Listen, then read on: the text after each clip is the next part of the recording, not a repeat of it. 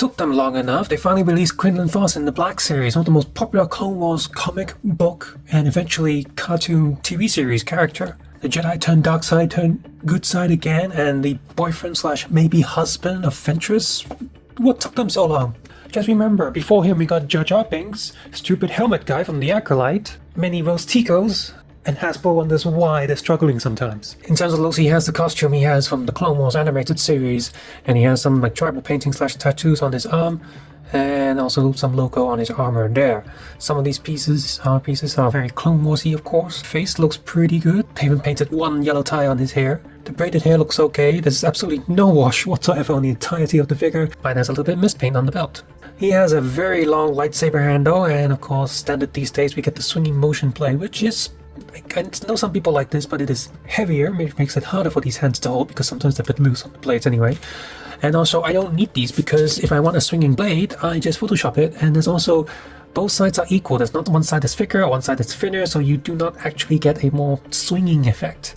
It's like he's doing like this. Articulation, he has, I want to say double neck joint, but this thing is so far deep in there that the bottom joint doesn't move. Look at it. Look at his Adam's apple, okay? Okay, moves a little bit back, and he moves this up there, moves a little bit forward. But otherwise, it's hindering movement so much. Full rotation here, and 4 hinge, I guess. There's a rotating joint. There's a rocker joint here, which actually moves pretty well, and this side has armor, so yeah, no, that actually moves pretty decent. Arm goes up, single elbow joint, rotation here, rotation on the elbow. This ball peg for the hands, which is moves okay. Torso ball peg, bad. This is very limiting. I feel like if I pull this apart and get a knife and scrape off some of the plastic, he can move a lot more. He can't do sit-ups. Legs go to the side, down, up, back, single knee joint, rotating joint, rotating joint. You know what? Maybe they should, I wonder how much use this rotating joint is when you have a rotating joint here.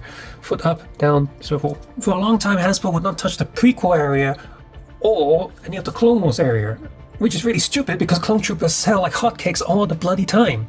So it's crazy that it took them this long to release Quinlan, but I'm also slightly glad that it took them this long to release Quinlan, because if it released any earlier, it would have been quite a bad figure, because early Black Series is garbage. But now they've improved so much that all of their new figures are, well, for the price that they sell for, they are pretty decent. Do I wish they had more accessories? Sure, but for what we get here, this figure is fine. And if you're a fan of the Clone Wars, the comic books, or any of the other novels even, I think you'll be really glad to finally get him in your hands. How do you feel about this figure? And of course, don't forget, may the Force be with you.